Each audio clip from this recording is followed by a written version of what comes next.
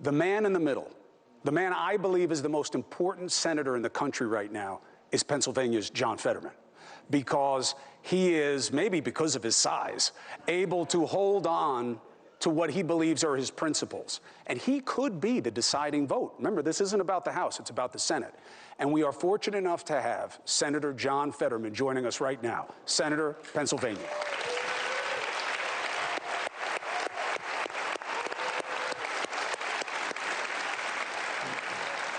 Move down. Gonna move it down there. Right here. We'll put this. All right. Senator gets situated. Bill, find your seat. I didn't hear the music. No, you're all right. Isn't there music? All right. Bill's and lost. It stops and you get a chair. Bill's lost. Where's Spencer? Get him up here. Sit him down. All right, there we go. All right. Everything's fine again. Senator, thank you for joining us. Stephen A., what do you have for the senator?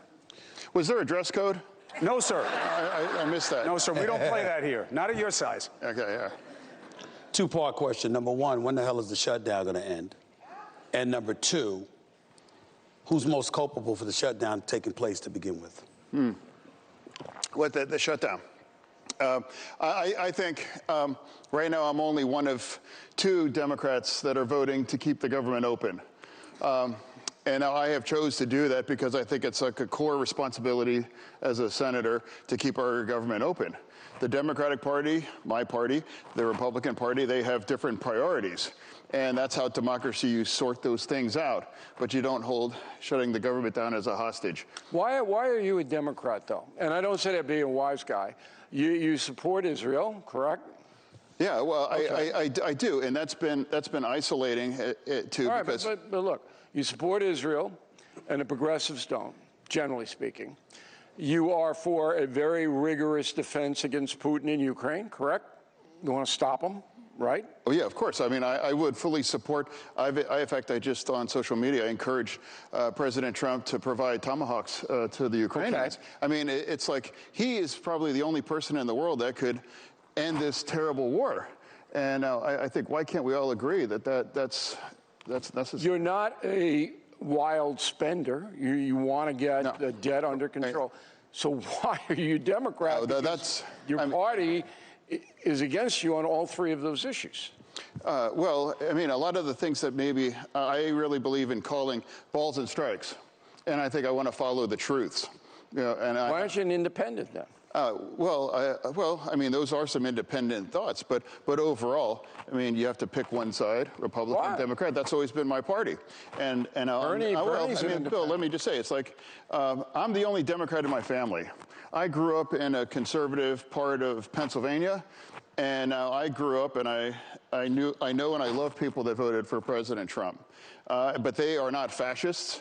They're not Nazis. They're not trying to destroy the Constitution and those things. And that's part of another thing. I refuse to call people Nazis or fascists, or I would never compare anybody to Hitler and those things. And now that kinds of extreme rhetoric is going to continue. We're going to be more likely in resulting in extreme kind of outcomes and political violence and doing all these kinds of things like Charlie Kirk. For me, all I could say is like, let people grieve. Give people the space. I'm not going to use that terrible thing and that Pasek assassination to make my argument and try to put out my views. It's like, my God, you know, he's a father that had his neck blown out by a bullet. And now people have forgotten.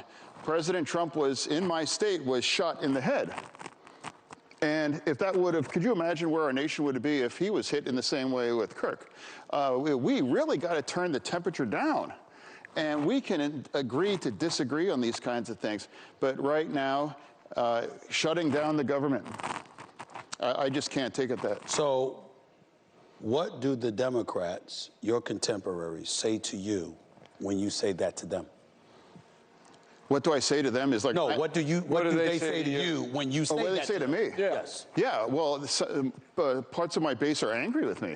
No. And primarily, which is really strange. I, run the numbers.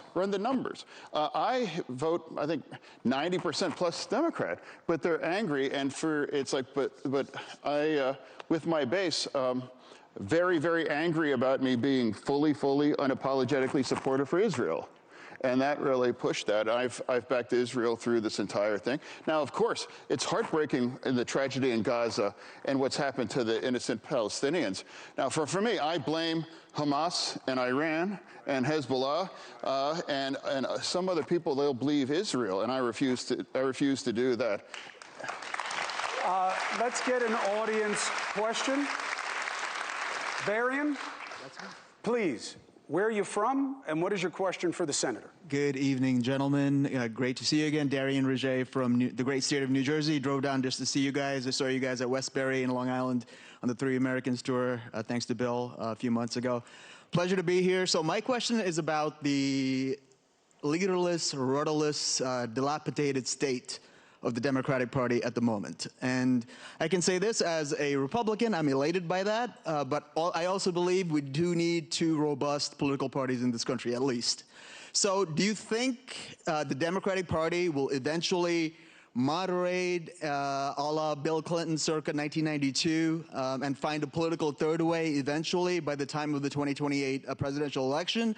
Or, on the other hand, do you think they continue down the sort of where the energy of the party is, right? The far left, AOC, Zohran Mamdani-esque trajectory nationally, and which, in my opinion, you know, is doubling down on stupid and on the issues that cost them the 2024 election, and continue, as the august Bill O'Reilly would say, continue being pinheads. So that's my question. Excellent question, but I want the senator to answer. Do you see any moderation of the progressive wing of the Democratic Party? The question, you see the question was for the senator. Well, I mean, by the way, Bill, so you know, I know he called you august, but the question was for the senator. My earpiece isn't working. Yeah. Who is this? I don't even know who he is. Please lean back. Go ahead, Senator. Yeah.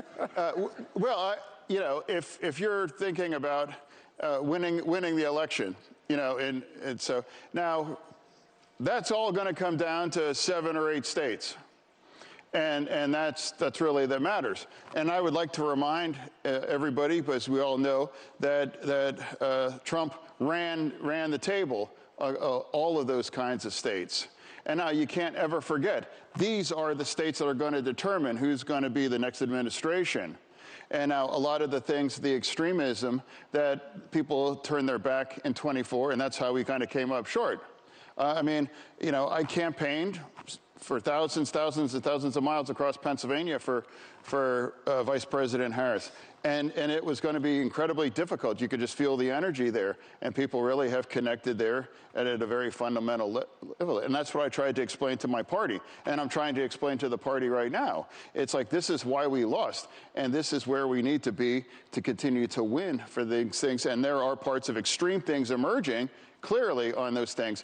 And that's why I refuse to follow that, even if that is going to cost me support in parts of the base. Do you think Harris could have gotten a deal with Hamas? Well, I mean, you know, you brought up a good point. I think I was the only Democrat early on to give President Trump credit for the peace deal. Why wouldn't you? Do you think Harris could have gotten it? Well, again, I don't know. She's not the president. But where I'm at right now, it's like, ask any of the hostages or their families. They think President Trump was a hero and he deserves, you know, the kind of deal for that thing. I think that was really a remarkable development. Do you think Harris could have got him out? No. I think it's a silly question. It's a what? I think it's a silly question. Wait. You agree that it's a silly question? That's why they're clapping. Okay. They're clapping because they... Security, right here.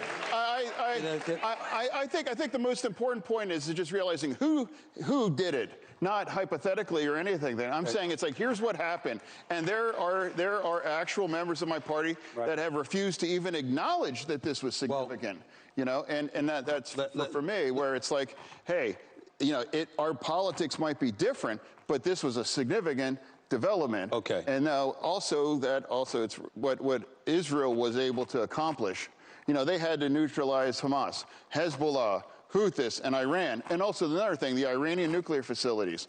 I mean, like, I was the only Democrat that supported, you have to destroy those facilities. Can you imagine if they didn't, Iran could be acquiring a nuclear bomb, you know, who knows, within the next year? Let me say this. Out of respect to Kamala Harris, let me tell you why she deserves an explanation as to why I don't think she could have gotten it done. Because leading into the election, what was the problem? It was extreme capitulation to the progressive left, who were finding reasons to side with, I don't want to say siding with Hamas. I certainly don't want to accuse them of that.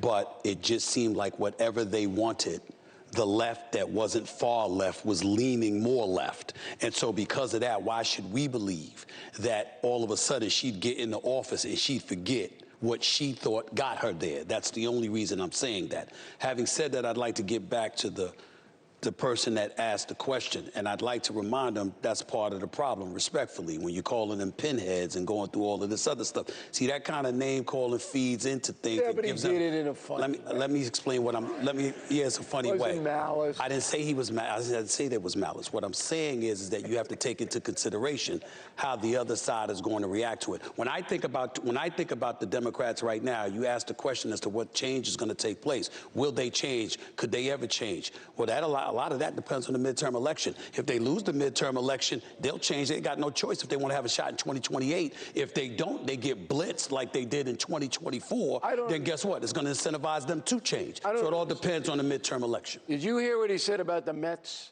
Come on, you're crucifying them. So if I didn't crucify him. He and I just waved at each other. No, he didn't crucify. The only person that's using that word is you. If you feel that the other side, with the other team or whatever, and I want to get your opinion on this, is doing something bad for the country, then you go after them, right?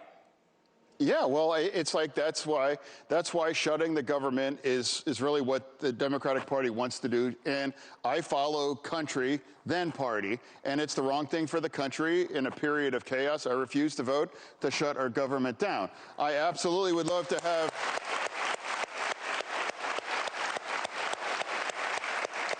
I would love to have a conversation about extending the tax credits for health care. Absolutely. But I would remind everybody, too, this was designed by the Democratic Party to expire at the end of the year. This is not something taken by the Republicans. They were designed to expire. Now, let's have a conversation to extend it and not shut our government down, and let's continue to have Thune has already agreed to that. Well, I mean, you know that. Well, for me, I do believe Leader Thune is an honorable man, yeah. And I do believe he's not going to lie. I mean, you can't guarantee any outcome, but what I'm saying is that's talking about what's wrong for the country. I can't vote for I can't vote to shutting our government down. I think that you guys have the right fight, but the tactics get in the way, and the absolutism gets in the way. Senator, I'll let you go on this. First of all, thank you very much for joining us. It was nice of him. And as somebody who was raised by a real one when it comes to Democrats, my father, politics was very simple for Mario Cuomo. Facts change. Oh, yeah, I've heard of him. Me too. The bridge. The bridge. I hear him in my mind all the time. Facts change. Principles do not. And whether it's how you decide to present yourself, where you connect to your constituents, or that you are willing to take the beating that comes along with it, I think that's honorable, no matter what your party is. I just have one question as you go. Senator, do you still love public service? And if you knew when you first decided to run for Senate what you know now, would you have still done it? Oh, yeah, it's an incredible honor to be Pennsylvania's voice in the Senate. You know, and now I'm found to work a way forward with my new friend, Dave McCormick, the Republican there too. He is a Republican, but we get along. Some people are angry at that, and we're going to work to find wins for Pennsylvania. And now that's come up where I know what pays the bills. and saying outlandish things and call people names and calling them pieces of whatever and those things. I refuse to do that.